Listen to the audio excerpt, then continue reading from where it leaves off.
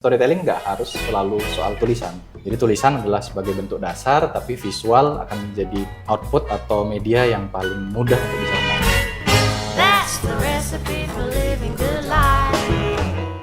Halo Bon Kavelas, selamat bergabung kembali dengan podcast Living Good Life bersama saya, Jiwa Fieri. Nah, di podcast ini kita akan banyak berbicara dan ngobrol dengan insan-insan yang inspiratif dan menggali bagaimana insan tersebut memaknai kehidupan. Hari ini kita kedatangan seorang tamu yang spesial. Nama Instagramnya @andrewnulis. Apakah dia beneran seorang penulis? Nah, daripada saya berpanjang lebar, mendingan kita ajak tamu kita ini untuk memperkenalkan diri aja. Halo Andrew. Halo Koji. Apa kabar? Waktunya. Baik. Luar biasa ya. Nah, Andrew ini sering banget berkarya dengan media-media yang unik seperti ini. Misalnya ini ada tissue paper ya, yang ada di Bon Cafe, kemudian dituliskan quotes di atas media tisu ini. Jadi kira-kira seperti itu yang biasanya karya yang dihasilkan oleh Andrew. Nah, Andrew pengen dikenal sebagai apa sih? Sebagai penulis atau apa sebenarnya? Silakan. Kalau background nulis yang formal sebenarnya nggak ada ya. Tapi aku pingin dikenal sebagai seorang storyteller karena aku suka cerita dan berbagi apa yang aku pelajarin, kenapa yang aku alami. Semoga itu istilahnya jangan sampai kalau itu pun kesalahan untuk pengalaman biar nggak diulangin lagi sama teman-teman. Biasanya sih gitu awalnya. Oke, jadi dengan semangatnya itu semangat sharing gitu ya.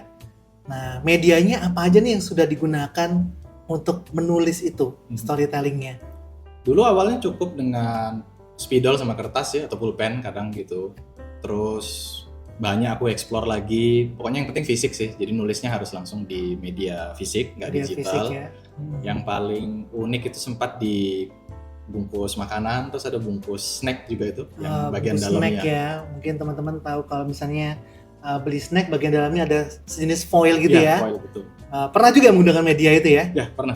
Wow. Biar keren, nangkap keren. idenya cepet tuh, biar pas dapat langsung sat-sat nulis. Gitu. Oke, berarti kemana-mana bawa pulpen atau spidol dong? Ya bener sekali. 3 warna sih. Aku 3 selalu warna bawa. lebih tepatnya ya. Merah, biru, sama hitam pasti aku bawa.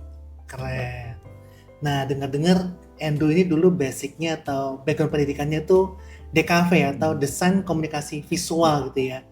Yang mungkin kita semua tahu lebih dekat dengan dunia yang grafis, visual, tapi sekarang lebih condong ke media yang tulisan gitu. Nah, pergeserannya gimana tuh? Boleh cerita nggak? Jadi aku nulis awalnya dimulai tuh bangku SMP. Itu aku sering ngeblog. Udah lama sekali. Itu tentang forum diskusi komik Naruto dulu. Saya juga blogger. Ya, aku juga blogger. Itu aku nulis di SMP dan setelah masuk ke DKV yang sebenarnya jurusan komunikasi juga ya, memang lebih banyak di visual. Di sana aku mulai kenal yang namanya advertising. Jadi advertising itu dunia yang seru sekali untuk aku. Jadi magang itu aku milih sebagai copywriter di Jakarta. Di saat mungkin banyak anak DKV yang jadi art director magangnya gitu. Terus selesai kuliah, aku masuk ke dunia branding, marketing, consulting. Di sana ternyata banyak kebutuhan untuk nulis. Biasanya kan harus presentasi bisnis atau report ke klien gitu. Jadi di sana aku mulai menajemin lagi sisi nulisnya gitu. Oke, justru awal menulisnya itu yang tulisan yang buat ke klien ya, bukan buat audiens luas ya sebenarnya ya. Betul. Oke. Nah, dari pencapaian Andrew selama ini sudah berkarya berapa lama, more or less? Sekarang kalau Endo nulisnya dari pandemi jadi round 4 tahun udah ya gitu. Tapi sudah dikenal ini loh, nationwide, bahkan dari luar negeri juga udah kenal Andrew. Ada nggak pencapaian yang paling membanggakan yang sudah dicapai selama ini? 2 yang nggak terduga adalah 1 bisa berkesempatan nulis untuk bukunya Pak Hermanto Tanoko, Ya, bareng salah Trustjack, satu gitu. pengusaha ternama di Surabaya ya, Ya. Hermanto. Dan yang kedua adalah kesempatan untuk sharing di alma materku, berarti di Petra ya. Aku sempat ngajar 2 semester di ilmu komunikasi. Wah, berarti ilmu, passion, dan skillnya ini sudah diakui loh, luar biasa. Oke, kemudian ada nggak momen jatuh bangunnya Andrew dalam meniti karir nih? Yang paling aku ingat dan kalau bisa jangan diulangi adalah ketika karena angkatan pandemi ya. Waktu itu aku mulai pandemi, aku juga waktu itu merit bersamaan di akhir tahun pandemi 2020. Combo ya? Iya, combo, terus harus milih kan mau full konten atau akan buka toko juga sampai hari ini. Jadi karena dua kesibukan itu yang aku lihat lebih real untuk aku ngurusin toko, ya udah aku milih ngurusin toko, dan awal merit masih inilah penyesuaiannya banyak gitu. Dan di sana menurutku ada kehilangan momentum di Instagram ya, dan namanya hilang momentum terus mau bangun lagi itu lebih susah daripada start kalau menurutku. Mungkin Koji Setuju. Ya memang saya juga ngikutin Andrew sejak lama. Ada masa di mana Andrew kok lama nggak muncul di feed gitu. Ya, betul. Nanti lagi struggle untuk membagi waktunya itu yes, ya. Benar. Kalau sekarang prioritasnya seperti apa? Sekarang prioritasku utama tetap sebagai seorang papa, jadi aku tetap full time sama istriku, meskipun istriku lebih banyak ya untuk ngurusin anakku, dan kita juga ada concern untuk pingin homeschooling anakku gitu. Wow. Tapi masih banyak riset lah. Kedua aku fokus di toko, dan ketiga baru nulisnya. Wah, ini harus work-life balance ya, jadi juggling between profession nih ceritanya. Betul. Nah, kalau buat Andrew sendiri sudah tercapai nggak living a good life itu dari versi Andrew? Kalau dibilang tercapai mungkin ini ya kayak PD ya, jadi halfway there lah. Halfway there ya? Ya, progressing ke sana. Karena di dunia yang Andrew nulis terutama, itu sharing di online ini kan susah terukur ya kok. Jadi kita nggak bisa tahu dampaknya seberapa sih, kecuali kalau ketemu langsung, kita bisa tukar pikiran, terus mereka bisa share, dari tulisanmu aku dapat ini loh gitu. Itu yang benar-benar sesuatu yang tidak ternilai ya, kebahagiaan yang ya bisa dibilang bikin kita itu tetap konsisten karena dapat acknowledgement dari orang lain ya. Betul. Oke, berikutnya kembali lagi soal menulis gitu ya, dan terutama juga soal storytelling. Menurut Andrew sekarang pendekatan storytelling itu seperti apa sih? Apakah storytelling zaman now tuh sama dengan zaman dulu? Karena kan gimana storytelling ini nggak bisa kita lepaskan dari dunia komersial juga. Apakah sekarang itu nulis itu biasa-biasa aja oke, atau harus membuat sebuah tulisan yang mind blowing, yang wow, atau seperti gimana? Satu pasti harus menyesuaikan sama audiensnya. Tapi kalau dari in general menurutku storytelling ataupun menulis itu sangat keefek gara-gara dunia periklanan ya. Jadi sebenarnya audiens kita tuh semakin pinter hari-hari ini. Dan mereka semakin tanda kutip tuh kecium kalau udah mau diiklanin. Jadi mereka udah tahu di depan gitu.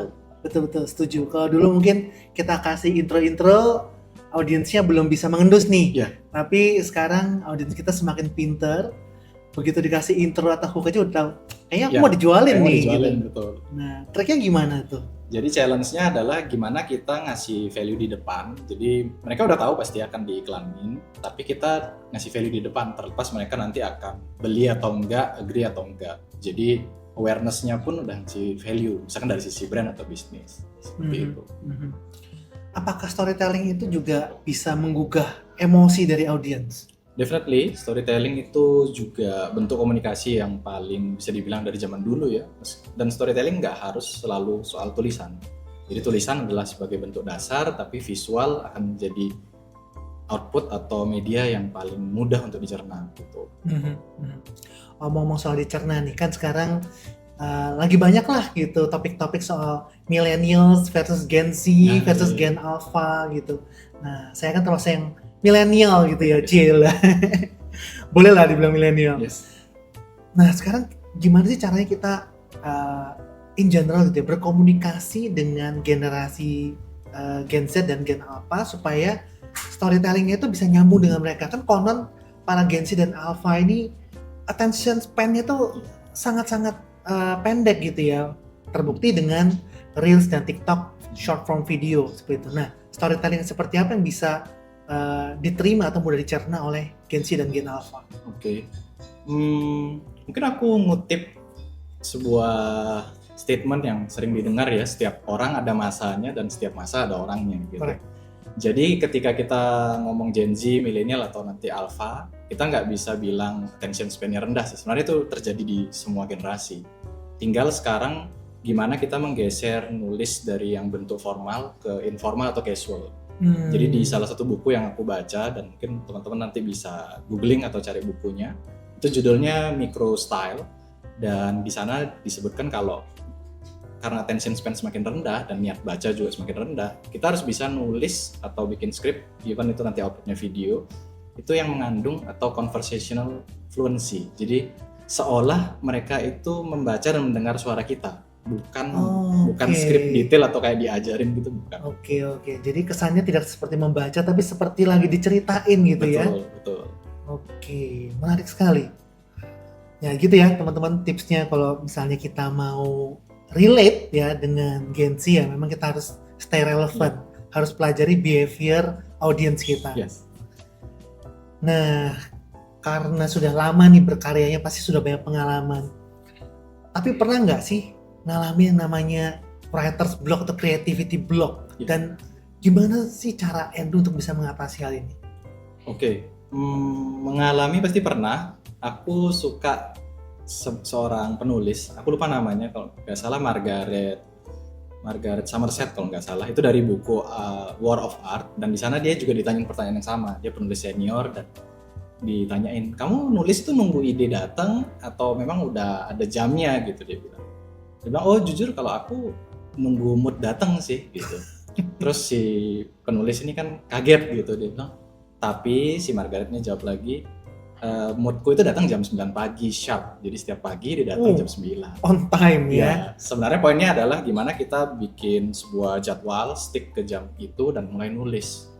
Mungkin yang sering dialami atau ketika creative block atau writer's block adalah kita overthinking kan, udah pengen ada satu output tertentu terus nggak keluar nih, padahal tinggal dihadapi dengan ya udah nulis aja dulu, overthinking yang di kepala, yang suara itu tulisin langsung. Dan aku praktekkan itu sampai hari ini.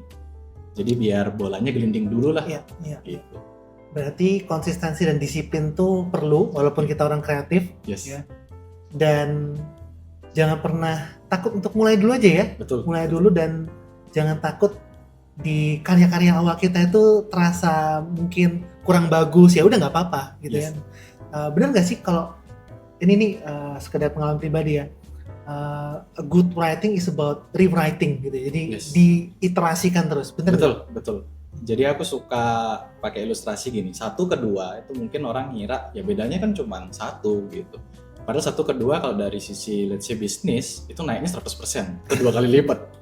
Ya nyambung ke rewriting, kalau kita punya satu bahan yang kita rasa ya aku pingin sih nyuarain ini gitu, terlepas untuk diri sendiri atau orang lain, rewrite sekali aja udah jadi 2 Iya. kita rewrite udah jadi 4 udah, dan seterusnya gitu. Oke. Nah terakhir nih, ada nggak tips dari Andrew buat teman-teman Boncafelas yang mungkin punya passion yang sama, punya talent, punya kelebihan yang sama dengan Andrew untuk bisa berada di titik di mana Andrew sekarang berada? Mungkin nggak nyambung sedikit, aku cerita tentang anakku ya. Jadi aku Boleh. baru belajar tentang proses anak kecil itu dari nggak bisa ngomong sampai bisa nulis. Ternyata nulis itu adalah hasil akhir. Jadi mereka kan lahir nol, anak kecil. Mereka dengar orang tuanya ngomong gitu, ini papa, ini mama gitu. Terus dia dengar, terus dia ingat. Habis ingat, dia baru akan coba ngomong papa, mama, tanpa satu dia nggak bisa baca tulisan papa mama, dan kedua dia belum bisa nulis soal papa mama. Ya. Setelah dia bisa ngomong, baru dia akan bisa baca dulu, baru terakhir nulis. Sama pun kita, menurutku, kita harusnya belajar untuk dengerin diri kita sendiri dulu ya, biar ngumpulin bahan nih kan. Terus kita tahu apa yang kita mau sampaikan, kita mulai coba ngomong nih dengan, ya itu tadi conversational fluency. Setelah itu kita baru bisa belajar nulis. Kalau baca di sini ya mungkin untuk nambahin input ya, referensi cara nulisnya si A, si B, si C akan memperkaya cara kita nulis. Gitu aja sih. Betul. Memperkaya, bukan kita copycat ya tentunya ya. Betul memperkaya, bukan copycat. Oke, luar biasa sekali. Saya hari belajar banyak dari seorang Andrew ya, dan saya rasa juga teman-teman Boncafelas pasti juga banyak belajar. Boleh ditulis di kolom komentarnya, teman-teman Boncafelas hari ini terinspirasi hal apa dari Andrew nulis. Boleh di follow ya IG-nya @AndrewNulis. Siap. Nah, Andrew sendiri konon juga seorang Boncafelas nih, seorang pelanggan setia di Boncafe Stick. Biasanya kalau di Boncafe Stick pesennya apa? Dari dulu sampai hari ini masih sama, chicken stick potongannya paha. Wih, spesifik gitu ya. Iya. Sausnya tuang sendiri atau dituangin waiter? Itu bebas, biasanya waiternya nawarin ya udah. Tapi pasti nambah extra sauce. Selalu extra sauce Extra ya. sauce, ya. Wah, memang brown sauce-nya Boncafe itu kenikmatan hakiki. Iya, betul. Oke, setelah ini kita akan mencicipi dengan spesial dari Bon Cafe ya. Thank you, Ando. Thank you. Siap.